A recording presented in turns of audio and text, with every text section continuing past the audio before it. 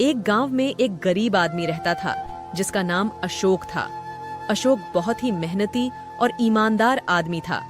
एक दिन जब वह अपने खेतों में काम कर रहा था, उसको एक पुरानी किताब मिला। जब वह किताब पढ़ने लगा तो पता चला कि वह एक जादुई जिन की कहानी थी। किताब में लिखा था कि जिन किसी भी इंसान की 3 इच्छाएं पूरी कर सकता है, लेकिन उसे एक शर्त माननी पड़ेगी। अशोक बहुत खुश हुआ और उसने जिन को बुलाने की इच्छा की। जिन आकर अशोक के सामने खड़ा हो गया और उसने कहा, तुमने मुझे बुलाया, अब 3 इच्छाएं मांगो जो मैं पूरी करूंगा, लेकिन याद रखो एक शर्त माननी पड़ेगी। अशोक ने सोचा और फिर जिन से कहा, मेरी पहली इच्छा यह है कि मेरे गांव के सभी गरीब परिवारों को खाने का सामान मिले। जिन ने मुस्कुराते हुए इस इच्छा को पूरा किया।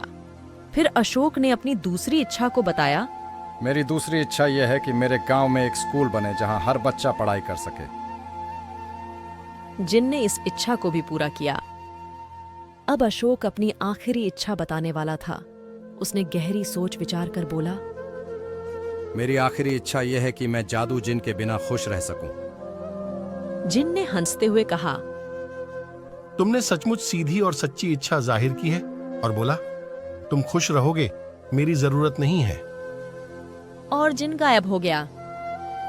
अशोक अब खुश था क्योंकि उसने न केवल अपनी इच्छाएं पूरी की थीं, बल्कि उसने अपने गांव के लोगों की भलाई के लिए भी कुछ किया था। अशोक के गांव में खुशियां बनी रहीं और वह अब एक अच्छा जीवन जी रहा था। उसका गांव एक शिक्षा केंद्र से लेकर स्वास्थ्य सेवाओं तक सभी सुविधाओं से लाभान्वित हो गया था। लेकिन अशोक अपनी संजीवनी यात्रा के लिए सोचने लगा था। एक दिन वह अपने खेतों में काम कर रहा था। तभी उसने फिर से वही पुरानी किताब ढूंढी जिसमें जादुई जिन की कहानी लिखी थी।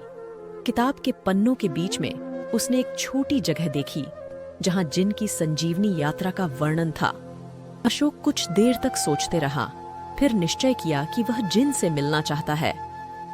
अशोक फिर से जिन को बुलाने का संकल्प किया और वह संजीवनी यात्रा करने के लिए जिन की मदद मांगने लगा। जिन ने अशोक की इच्छाओं को समझा और उसकी संजीवनी यात्रा की शुरुआत की। संजीवनी यात्रा में अशोक ने अपने जीवन के सभी संदेहों और चुनौतियों का सामना किया। जिन ने उसे संजीवनी यात्रा के दौरान ज्ञान और समझदारी से भर दिया।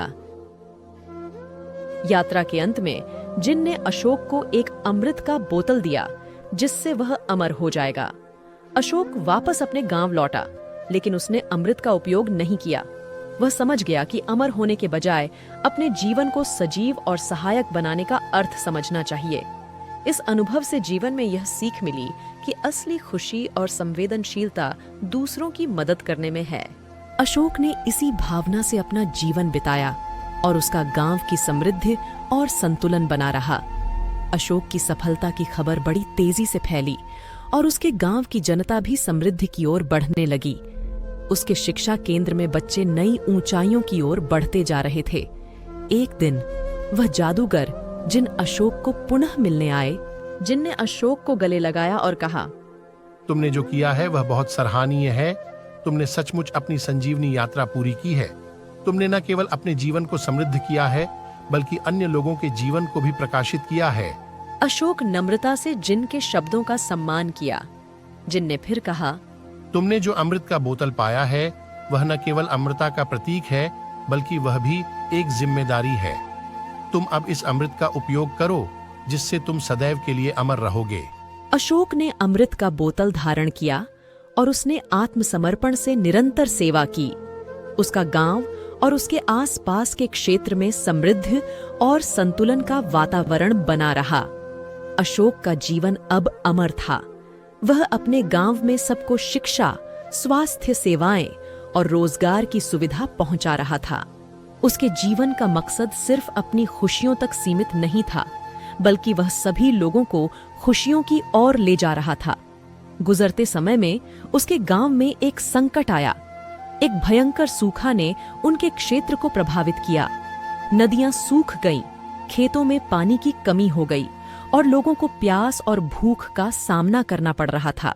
अशोक ने समझा कि अब उसका वक्त है कि वह अपने गांव की मदद करे। उसने लोगों को एकजुट होकर काम करने की सलाह दी। उसकी नेतृत्व में उसके गांव के लोगों ने सूखा का सामना किया और उसे पार किया।